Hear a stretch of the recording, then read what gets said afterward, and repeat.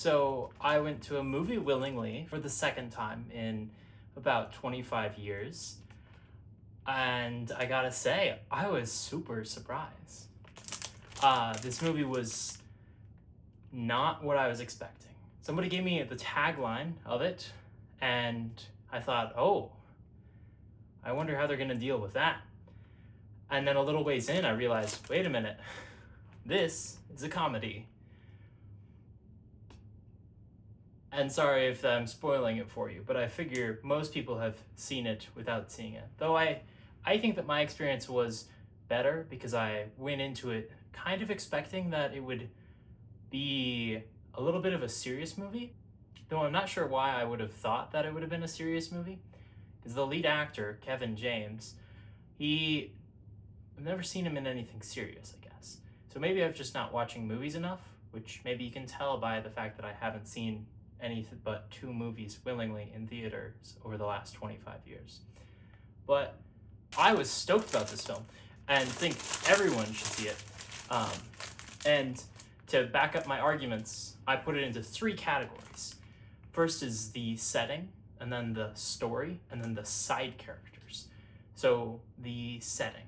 The majority of the film takes place in Rome, and it's just a good place. It's very nice, very beautiful. There's a bunch of stuff, and there's spoilers in this as well. There was a club, I think. They had a coffee shop. Very good things all around. I think that my favorite area was the horse scene, mainly because there was basically no conversation. It was pretty great. Setting, side characters. Oh, the side characters really tie the whole movie together. So in that cast of lineup, you have a number of couples, because the movie is based on that sort of a thing, and the whole honeymoon package, and a bunch of people all have the same experience. Are supposed to go through it together, and I think it's great. I wasn't expecting that. I don't know what I was expecting. I wasn't expecting a comedy, so I wasn't for sure expecting any side characters. One of the side characters is Jesus, and he does an excellent job playing a psychiatrist. I think that he really sells that role. I didn't realize he was gonna be like the way that he was, but I thought he pulled it off wonderfully. I wasn't totally sure at first about the other character. There's another character who's a lot more rough around the edges. Him and his wife are both pretty vocal, and they talk a lot, and they're kind of back and forth, but their issues are very present and very like loud. But I think that there's a certain charm in them just being comfortable saying whatever they're feeling at any time, all the time. And the wife of this guy, I don't remember any of the characters' names at all, so you're just gonna have to, sorry about that. The wife has my favorite scene in the entire movie. It's so funny. There's a moment where oh wow. Okay, so getting into the other characters before I get there. There's this other character who, after our main character, the hero of the story, if you will, is down in the dumps, and he's been like drinking. He's hanging out with this woman, and she's like trying to come on to him, and he's like not taking the hint. He's just kind of sad because he was left at the altar. And so she's saying that, whatever. And at some point in time later, she finds him again and tries to attack him.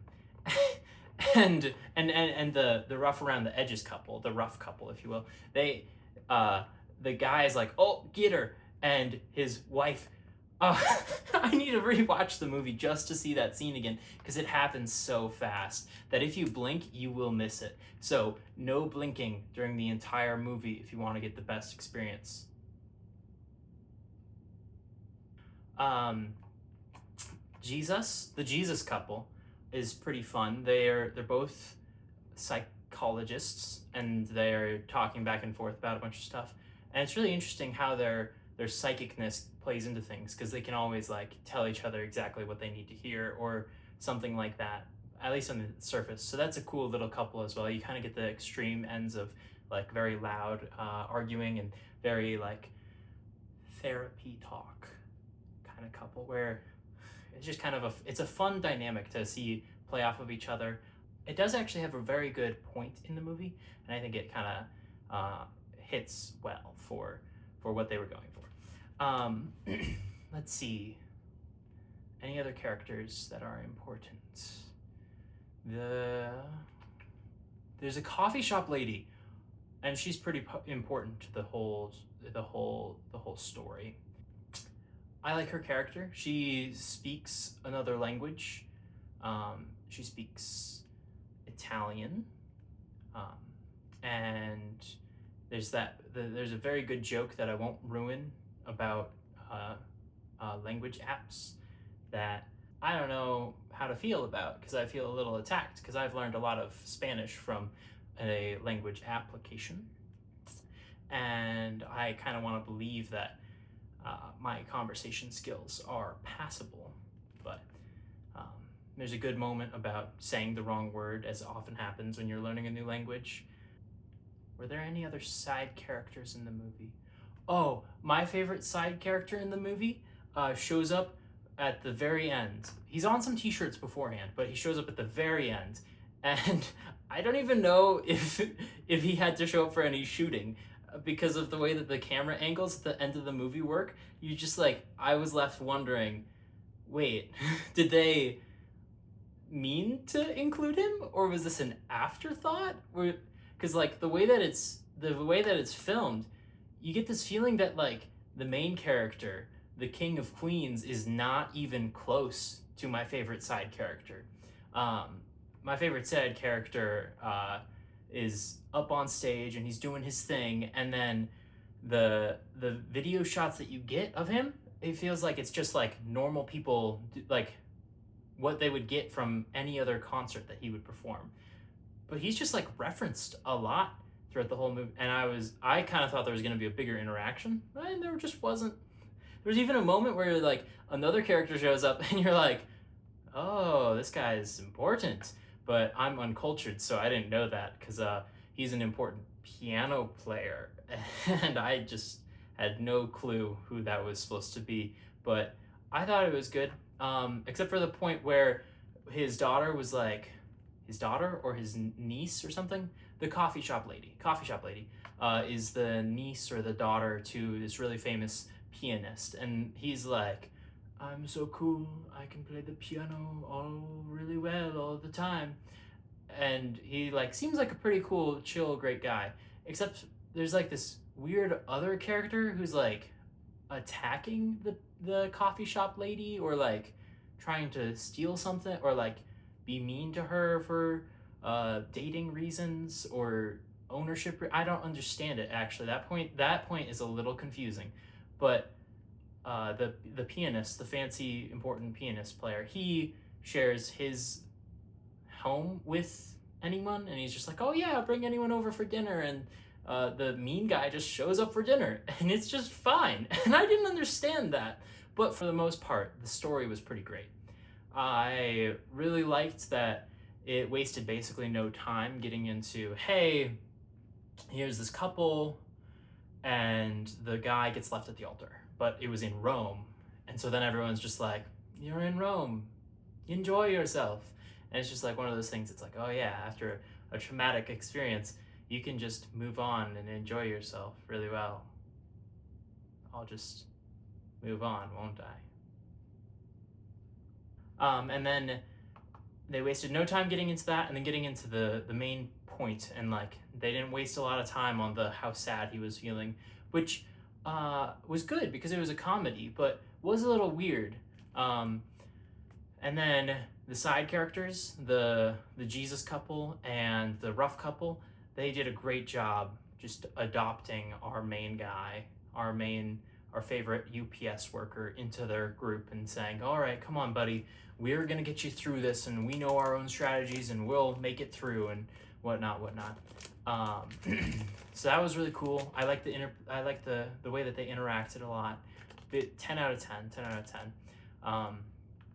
Let's see, and then I kept going. He just kept agreeing to doing this stuff that was on the honeymoon package. Because again, at the beginning of the story, it was like he got left at the altar. He goes to his hotel, he checks in or whatever, and is like just all alone. And the people are like, "Oh, hey, we just hope that you'll just enjoy yourself because you've already paid for it, basically." And it's like I guess. I mean, I would probably not know what to do with myself at that point, but he enjoys himself. He goes through the different things. There's a lot of really great scenes of him doing stuff that should be couple stuff, and it's just him. So that's kind of like a funny contrast, but also you kind of feel for him. You feel kind of sad, and then the story goes on.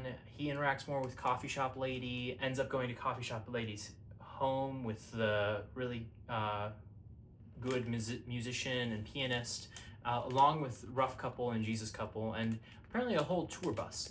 And then there's something about a horse race, and that's really important. Don't skip the horse race section on the rewatch. Maybe after the second rewatch. Maybe on the third rewatch you could skip it, but for sure revisit it every fifth rewatch because there's a lot of impact there. And then at the end of the day, they end up working things out, and it's great. And then the story ends in one of my favorite ways, which is to say that as the credits are rolling, they have a little montage of like, hey, here's where the characters went after the fact. And it's kind of funny because I think the first time I watched a movie that was like that was maybe last holiday, where where they go off and blah blah blah, and then they like show like, oh yeah, and then Georgia is now in charge of her own restaurant, and it's like, oh, I'm so excited. I went online later and was like trying to find out where Georgia's restaurant was, and there is not one. That was a made-up story, apparently. And I think this had the same thing. And after my betrayal, I learned like, oh wait, no, that's just a thing that sometimes comedy movies do, and I can now laugh. I can go ha ha ha ha ha ha ha ha along with them. So anyway, I think you should go watch Solo Mio and try to get it on all the streaming services so then I can rewatch it as much as I want. And hopefully that they come out with a Blu-ray version soon